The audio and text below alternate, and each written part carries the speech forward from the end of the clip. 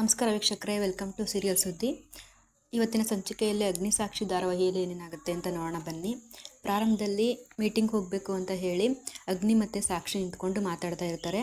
ಆಗ ಸಾಕ್ಷಿ ಹೇಳ್ತಾರೆ, ಏನು ಸರ್ ಇವತ್ತು ಕೂಡ ಲೇಟಾಗಿ ಹೋಗ್ತೀರಾ ಮೀಟಿಂಗ್ಗೆ ಅಂತ ಕೇಳ್ತಾರೆ. ಅದನ್ನು ಕೇಳಿ ಅಗ್ನಿ, ಏಯ್ ತಲೆಯೆಲ್ಲ ಮಾತಾಡಬೇಡ, ನಿನ್ನ ಕೆಲಸ ಎಷ್ಟೋ ಅಷ್ಟು ನೋಡ್ಕೊ ಅಂತ ಹೇಳ್ತಾರೆ. ಹಾಗೆ ಇಬ್ಬರ ನಡುವೆ ಸ್ವಲ್ಪ ಸಣ್ಣದಾಗಿ ಕಾನ್ವರ್ಸೇಷನ್ ನಡೀತಾ ಇರುತ್ತೆ, ಜಗಳದ ಥರನೇ ಅಂತ ಅನ್ಕೋಬೋದು. ಹಾಗೆ ಮಾತಾಡಿಕೊಂಡು ಇಬ್ಬರು ಕೂಡ ಮೀಟಿಂಗ್ ರೂಮ್ಗೆ ಬರ್ತಾರೆ. ಆದರೆ ಅಲ್ಲಿನ್ನೂ ಅವರ ಮೀಟ್ ಮಾಡಬೇಕು ಅಂತಿರೋ ಶಶಿಧರ್ ಅಂತ ಇರ್ತಾರಲ್ಲ, ಆ ಕ್ಲೈಂಟ್ ಇನ್ನೂ ಬಂದಿರಲ್ಲ. ಸ್ವಲ್ಪ ಹೊತ್ತಾದಮೇಲೆ ಕ್ಲೈಂಟ್ ಬರ್ತಾರೆ. ಶಶಿಧರ್ ಅನ್ನೋರು ತುಂಬ ವರ್ಷದಿಂದ ಅದೇ ಕಂಪ್ನಿನಲ್ಲಿ ಕೆಲಸ ಮಾಡ್ತಿರ್ತಾರೆ, ಕ್ಲೈಂಟ್ ಆಗಿರ್ತಾರೆ. ಅದಕ್ಕೋಸ್ಕರ ಅಗ್ನಿಗೆ ತುಂಬ ಪರಿಚಯ ಇದ್ದು ಅವರು ಅವರನ್ನು ಅಂಕಲ್ ಅಂತೇಳಿ ಕರಿತಾ ಇರ್ತಾರೆ. ಬಂದ ತಕ್ಷಣ ಅವ್ರು ಕೇಳ್ತಾರೆ, ಏನಪ್ಪ ಅಗ್ನಿ ಆರಾಮಾಗಿದೆಯಾ ಅಂತ ಕೇಳ್ತಾರೆ. ಅಗ್ನಿ ಹೇಳ್ತಾರೆ, ಹಾಂ ಅಂಕಲ್ ಆರಾಮಾಗಿದ್ದೀನಿ ಅಂತ ಹೇಳಿಬಿಟ್ಟು ಇವರು ಸಾಕ್ಷಿ ಅಂತ ಹೊಸದಾಗಿ ಟ್ರೈನಿಂಗ್ಗೆ ಬಂದಿದ್ದಾರೆ ಅಂತ ಹೇಳ್ತಾರೆ. ಸಾಕ್ಷಿ ಅವರಿಗೆ ನಮಸ್ಕಾರ ಮಾಡಿ, ನಾನು ಅರವಿಂದ್ ಸರ್ PA ಕೂಡ ಹೌದು ಸರ್ ಅಂತ ಹೇಳ್ತಾರೆ. ಅದಕ್ಕೆ ಕ್ಲೈಂಟ್ ಹೇಳ್ತಾರೆ, ಪರವಾಗಿಲ್ಲಮ್ಮ, ಅರವಿಂದು ನಿಂತರ ಚಿಕ್ಕ ಹುಡುಗಿನ PA ಆಗಿ ತೊಗೊಂಡಿದ್ದಾರಲ್ಲ, ಅದರಲ್ಲಿ ಅವರು ತುಂಬ ಕಟ್ಟುನಿಟ್ಟು ಅಂತಲೇ ಹೇಳ್ಬೋದು. ಮುಂಚೆ ವಿಶ್ವ ಅನ್ನೋರು ಅವರು PA ಆಗಿದ್ದರು, ವಯಸ್ಸಾದವರು. ಇವಾಗ ನಿನ್ನನ್ನು ಕೆಲಸಕ್ಕೆ ತೊಗೊಂಡಿದ್ದಾರೆ ಅಂತಂದರೆ ಇದರಲ್ಲೇ ಗೊತ್ತಾಗುತ್ತೆ ನೀನೆಷ್ಟು ಟ್ಯಾಲೆಂಟ್ ಇದೆಯಾ ಅಂತ ಅವರ ಕ್ಲೈಂಟು ಹೇಳ್ತಾರೆ. ಇದನ್ನ ಕೇಳಿ ಅಗ್ನಿಗೆ ತುಂಬ ಕೋಪ ಬರುತ್ತೆ, ಆದರೆ ಸಾಕ್ಷಿಗೆ ತುಂಬ ಖುಷಿಯಾಗುತ್ತೆ. ಅಗ್ನಿ ಹೇಳ್ತಾರೆ, ಇಷ್ಟು ವರ್ಷದಿಂದ ನಮ್ಮ ಕಂಪ್ನಿನಲ್ಲಿ ಕೆಲಸ ಮಾಡ್ತಾ ಇದ್ದೀರಾ ಅಂಕಲ್, ಇವಾಗ ಯಾಕೆ ನಮ್ಮ ಕಂಪ್ನಿನ ಬಿಟ್ಟೋಗೋ ಮಾತಾಡ್ತಿದ್ದೀರಾ ಅಂತ ಕೇಳ್ತಾರೆ. ಅದಕ್ಕೆ ಕ್ಲೈಂಟ್ ಹೇಳ್ತಾರೆ, ಈ ಹಿಂದೆ ಅಂದರೆ 20 ವರ್ಷದಿಂದ ನಾನು ನನ್ನೆಲ್ಲ ಪ್ರಾಜೆಕ್ಟ್ಗಳನ್ನು ನಿಮಗೆ ಕೊಡ್ತಾಯಿದ್ದೆ. ನಾನು ಕೂಡ ನನ್ನ ಕಂಪ್ನಿನ ತುಂಬ ಕಷ್ಟಪಟ್ಟು ಇಲ್ಲಿವರೆಗೆ ತೊಗೊಂಡು ಬಂದಿದ್ದೀನಿ. ನಿಮ್ಮ ಕಂಪ್ನಿ ಕೂಡ ಹಾಗೆ. ಇದನ್ನ ಕಟ್ಟೋದಕ್ಕೆ ಸಿಮೆಂಟ್ಗಿಂತ ಸ್ಟ್ರಾಂಗ್ ಆಗಿರೋದು ಏನೋ ಒಂದು ಬೇಕು, ಅದೇನು ಅಂತ ಹೇಳು ನೋಡೋಣ ಅಂತ ಕ್ಲೈಂಟು ಅಗ್ನಿಗೆ ಕೇಳ್ತಾರೆ. ಅದಕ್ಕೆ ಅಗ್ನಿ ಯೋಚನೆ ಮಾಡ್ತಾ ಇರ್ತಾರೆ. ಅಲ್ಲೇ ಇದ್ದ ಸಾಕ್ಷಿ ಇದನ್ನು ಕೇಳಿಸ್ಕೊಂಡು ಹೇಳ್ತಾರೆ, ಅದು ನಂಬಿಕೆ ಸರ್, ನಂಬಿಕೆ ಅನ್ನೋದು ತುಂಬ ಮುಖ್ಯ ಆಗುತ್ತೆ ಅಂತ ಹೇಳ್ತಾರೆ. ಕ್ಲೈಂಟ್ಗೆ ಈ ಉತ್ತರ ಕೇಳಿ ತುಂಬ ಖುಷಿಯಾಗುತ್ತೆ. ಆದರೆ ಅಗ್ನಿಗೆ ಮನಸ್ಸಲ್ಲಿ ಕೋಪ ಬರ್ತಿರುತ್ತೆ. ನಾನು ಆವಾಗಲೇ ಮಾತಾಡಬೇಡ ಅಂತ ಹೇಳಿದ್ದೆ, ಆದರೂ ಇವಳು ಮಧ್ಯೆ ಮಾತಾಡ್ತಾಳಲ್ಲ ಅಂತ ಅಗ್ನಿ ಮನಸ್ಸಲ್ಲೇ ಬೈಕೊತಾ ಇರ್ತಾನೆ. ಹಾಗೆ ಕ್ಲೈಂಟ್ ಹೇಳ್ತಾರೆ ಸಾಕ್ಷಿನ, ವೆರಿ ಗುಡ್ ಅಮ್ಮ ಅಂತ ಹೇಳ್ತಾರೆ. ಮತ್ತು ಅಗ್ನಿಗೆ ಅವ್ರು ಕೇಳ್ತಾರೆ, ಏನಪ್ಪ ಇವಳು ಟ್ರೈನಿಂಗ್ಗೆ ಬಂದಿದ್ದಾಳೆ ಅಂತ ಹೇಳಿದೆ, ಆದರೆ ಇವಳು ಮಾತನ್ನು ಕೇಳ್ತಾ ಇದ್ದರೆ ಬೇರೆಯವರಿಗೆ ಇವಳೇ ಟ್ರೈನಿಂಗ್ ಕೊಡೋ ಥರ ಇದ್ದಾಳಲ್ಲ, ಈ ಹುಡುಗಿ ತುಂಬ ಶಾರ್ಪ್ ಇದ್ದಾಳೆ ಕಣಯ್ಯ ಅಂತ ಅಗ್ನಿಗೆ ಹೇಳ್ತಾರೆ. ಸಾಕ್ಷಿ ಖುಷಿಯಿಂದ ಅಗ್ನಿ ಕಡೆ ನೋಡ್ತಾರೆ. ಅಗ್ನಿ ಮಾತ್ರ ಕೋಪದಿಂದ ಕುದೀತಾ ಇರ್ತಾನೆ ಅಂತಲೇ ಹೇಳ್ಬೋದು. ಆಮೇಲೆ ಅಗ್ನಿ ಹೇಳ್ತಾನೆ, ಅದೆಲ್ಲ ಬಿಡಿ ಅಂಕಲ್, ಈಗ ನಂಬಿಕೆ ಬಗ್ಗೆ ಯಾಕೆ ಮಾತಾಡ್ತಿದ್ದೀರಾ ಅಂತ ಕೇಳ್ತಾನೆ. ಅದಕ್ಕೆ ಕ್ಲೈಂಟ್ ಹೇಳ್ತಾರೆ, ನಾನು ಇಷ್ಟು ದಿನದಿಂದ ಅದೇ ನಂಬಿಕೆಯಿಂದ ಎಲ್ಲ ಪ್ರಾಜೆಕ್ಟ್ಗಳನ್ನು ನಿಮ್ಮ ಹತ್ರನೇ ಕೊಡ್ತಾ ಇದ್ದೆ, ಆದರೆ ಇವಾಗ ನೀವು ಆ ನಂಬಿಕೆ ಕಳ್ಕೊಂಡಿದ್ದೀರಾ ಅಂತ ಹೇಳ್ತಾನೆ. ಇದನ್ನ ಕೇಳಿ ಅಗ್ನಿಗೆ ತುಂಬ ಶಾಕ್ ಆಗುತ್ತೆ. ಅದಕ್ಕೆ ಅಗ್ನಿ ಹೇಳ್ತಾನೆ, ಇಲ್ಲ ಅಂಕಲ್, ಆ ಥರ ಏನಾದರೂ ತಪ್ಪಾಗಿದ್ದರೆ ಅದು ನಮ್ಮ ಗಮನಕ್ಕೆ ಬರದೇ ಆಗಿರುತ್ತೆ ಅಷ್ಟೇ, ಅದನ್ನ ನಾವೇ ಮಾತಾಡಿ ಬಗೆಹರಿಸ್ಕೋಬೋದಲ್ವಾ, ನೀವು ಯಾಕೆ ಕಂಪ್ನಿ ಬಿಟ್ಟೋಗೋ ಮಾತಾಡ್ತೀರಾ ಅಂತ ಕೇಳ್ತಾನೆ. ಅದಕ್ಕೆ ಆ ಕ್ಲೈಂಟ್ ಇದ್ದವ್ರು ಹೇಳ್ತಾರೆ, ಬಗೆಹರಿಸ್ಕೊಳ್ಳೋದಕ್ಕೆ ಅದು ಚಿಕ್ಕ ಪುಟ್ಟ ತಪ್ಪಲ್ಲಪ್ಪ ಅಂತ ಹೇಳ್ತಾರೆ. ಇದಕ್ಕೆ ಕಾರಣ ಏನಂತಂದರೆ ಮಲ್ಲಿಕಾ ಆಗಿರ್ತಾರೆ. ಅವರು ಒಳಗೊಳಗೆ ಮೋಸ ಮಾಡಿ ನಂಬಿಕೆ ಕಳ್ಕೊಳ್ಳೋ ಥರ ಮಾಡಿರ್ತಾರೆ. ಆದರೆ ಇದು ಅಲ್ಲಿ ಅರವಿಂದ್ಗಾಗಲಿ ಮತ್ತು ಅಗ್ನಿಗಾಗಲಿ ಈ ವಿಷಯ ಗೊತ್ತಿರಲ್ಲ. ಇನ್ನು ಸಾಕ್ಷಿ ಕೂಡ ಕ್ಲೈಂಟ್ನ ಕನ್ವಿನ್ಸ್ ಮಾಡೋದಕ್ಕೋಸ್ಕರ ಟ್ರೈ ಮಾಡ್ತಾ ಇರ್ತಾರೆ. ಅದಕ್ಕೆ ಅವ್ರು ಹೇಳ್ತಾರೆ, ನಿಮ್ಮ ನಂಬಿಕೆನ ನಾವು ಮತ್ತೆ ಗಳಿಸ್ಕೊಳ್ಳೋ ಹಾಗೆ ಮಾಡ್ತೀವಿ ಸರ್, ನಮ್ಮನ್ನು ನಂಬಿ ಅಂತ ಹೇಳ್ತಾರೆ. ಅದಕ್ಕೋಸ್ಕರ ಒಂದು ಅವಕಾಶ ಕೊಟ್ಟು ನೋಡಿ ಸರ್, ನಾನು ನಿಮ್ಮ ನಂಬಿಕೆನ ಖಂಡಿತ ಉಳಿಸ್ಕೊತೀವಿ ಅಂತ ಹೇಳ್ತಾರೆ. ಇದನ್ನ ಕೇಳಿ ಕ್ಲೈಂಟ್ಗೆ ಖುಷಿಯಾಗಿ, ಸರಿ ಒಂದು ಸಾರಿ ಯೋಚನೆ ಮಾಡಿ ಹೇಳ್ತೀನಿ ಅಂತ ಹೇಳಿ ಅಲ್ಲಿಂದ ಹೋಗ್ತಾರೆ.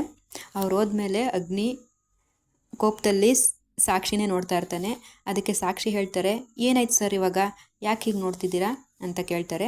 ಅದಕ್ಕೆ ಅಗ್ನಿ ಹೇಳ್ತಾರೆ, ಏಯ್ ನಾನು ನಿನ್ಗೆ ಹೇಳಿದೆ ತಾನೇ ಆವಾಗಲೇ ಮಧ್ಯೆ ಮಾತಾಡಬೇಡ ಅಂತ, ಮತ್ತೆ ಯಾಕೆ ಮಾತಾಡಿದೆ ನೀನು, ನನ್ನ ಲೈಫಲ್ಲಿ ಯಾಕೆ ಬಂದೆ ನೀನು ಪ್ರತಿ ಸಲ ಬಂದಾಗಲೂ ನನ್ನ ಲೈಫಲ್ಲಿ ಏನಾದರೂ ಒಂದು ಪ್ರಾಬ್ಲಮ್ ಆಗ್ತಾನೇ ಇರುತ್ತೆ, ಯಾವಾಗಲೂ ಬೇರೆಯವ್ರ ಮುಂದೆ ನನಗೆ ನಿನ್ನಿಂದ ಇನ್ಸಲ್ಟ್ ಆಗ್ತಾನೇ ಇದೆ ಅಂತ ಬೈತಾ ಇರ್ತಾನೆ. ಅದಕ್ಕೆ ಸಾಕ್ಷಿ ಮಾತ್ರ ಕಣ್ಮುಚ್ಕೊಂಡು ಅಗ್ನಿ ಬೈಯೋದನ್ನು ಕೇಳಿಸ್ಕೊಂಡು ಮನಸ್ಸಲ್ಲೇ ಬೈಕೋತಾ ಇರ್ತಾರೆ. ಆಮೇಲೆ ಅಗ್ನಿಗೆ ಸಾಕ್ಷಿನ ಬೈದು ಸಾಕಾಗಿ ಸುಮ್ಮನೆ ಆಗ್ತಾನೆ. ಆಗ ಸಾಕ್ಷಿ ಇದ್ದವ್ರು ಹೇಳ್ತಾರೆ, ಮುಗೀತಾ ಸರ್ ನಿಮ್ಮದು ಎಲ್ಲನೂ, ನನಗೆ ನಿಮ್ಮ ಹತ್ರ ಮಾತಾಡೋದಕ್ಕೆ ಇಷ್ಟ ಇಲ್ಲ, ನಾನು ಅರವಿಂದ್ ಸರ್ ಹತ್ರನೇ ಮಾತಾಡ್ಕೋತೀನಿ ಅಂತ ಹೇಳಿ ಅಲ್ಲಿಂದ ಹೊರಟೋಗ್ತಾರೆ. ಇದಾದಮೇಲೆ ಈ ಕಡೆ ರೀನಾ ಇದ್ದರು ಸಾಕ್ಷಿ ಬಗ್ಗೆ ಯೋಚನೆ ಮಾಡ್ತಾ ಹೇಳ್ಕೊತಾರೆ, ಹೇಗಾದರೂ ಮಾಡಿ ಸಾಕ್ಷಿ ಬಗ್ಗೆ ತಿಳ್ಕೊಬೇಕು.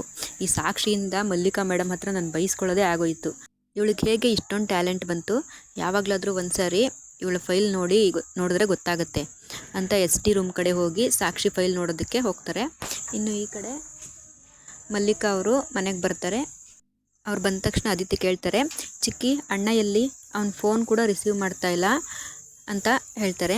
ಅದಕ್ಕೆ ಮನೀಶ್ ಇದ್ದವನು, ಆ ಥರ PA ಬಂದಮೇಲೆ ನೆಮ್ಮದಿಯಾಗಿ ಎಲ್ಲಿರೋಕ್ಕಾಗುತ್ತೆ ಅಂತ ಎಲ್ಲೋ ಬೇಜಾರಾಗಿ ಎಲ್ಲಿಗಾದರೂ ಹೋಗಿರ್ತಾನೆ ಅಂತ ಮನೀಶ್ ಅವರು ಸಾಕ್ಷಿನ ಬೈಯೋ ಥರ ಹೇಳ್ತಾರೆ. ಅದಕ್ಕೆ ಅದಿತಿ ಇದ್ದವರು, ಮತ್ತೆ ಏನಾದರೂ ತೊಂದರೆ ಆಯಿತಾ ಚಿಕ್ಕಿ ಅಂತ ಕೇಳ್ತಾರೆ. ಅದಕ್ಕೆ ಮಲ್ಲಿಕಾ ಹೇಳ್ತಾರೆ, ಅದೇ ಅದಿತಿ ಶಶಿಧರ್ ಜೊತೆ ಮೀಟಿಂಗ್ ಇತ್ತಲ್ಲ, ಸ್ವಲ್ಪ ಕಿರಿಕಿರಿ ಆಗಿದೆ ಅಂತ ಹೇಳ್ತಾರೆ. ಹಾಗೆ ಮನೀಶ್ ಹೇಳ್ತಾನೆ, ಅವಳಿಂದ ಅಗ್ನಿಬ್ರೋಗೆ ಅವಮಾನ ಆಯಿತು ಅಂತ ಸಾಕ್ಷಿ ಬಗ್ಗೆ ಏನೇನೋ ಹೇಳ್ತಾ ಇರ್ತಾನೆ. ಇನ್ನು ಈ ಕಡೆ ಅಗ್ನಿ ಮತ್ತು ಸಾಕ್ಷಿ ಮಧ್ಯೆ ಇನ್ನೂ ಸಣ್ಣ ಪುಟ್ಟ ಮಾತುಕತೆ ನಡೀತಾನೆ ಇರ್ತದೆ. ಅಲ್ಲಿಗೆ ಕಾಫಿ ತಂದುಕೊಟ್ಟಿರ್ತಾರೆ. ಅದನ್ನು ಕಾಫಿ ಕುಡ್ಕೊಂಡು ಅಗ್ನಿ ಮತ್ತು ಸಾಕ್ಷಿಗೆ ಕೋಪದಲ್ಲಿ ರೇಗೋ ಥರ ಬೈತಾ ಇರ್ತಾನೆ. ಆಗ ಸ್ವಲ್ಪ ಕಾಫಿ ಸಾಕ್ಷಿ ಕೈಗೆ ತಾಗುತ್ತೆ.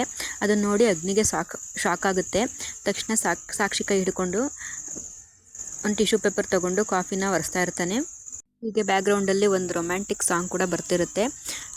ಸಾಕ್ಷಿ ಕೂಡ ಅಗ್ನಿ ಮುಖನೇ ನೋಡ್ತಿರ್ತಾಳೆ. ಇನ್ನು ಈ ಕಡೆ ಅದಿತಿ ಅಣ್ಣನ ಬಗ್ಗೆ ಯೋಚನೆ ಮಾಡ್ತಾ ಇರ್ತಾಳೆ.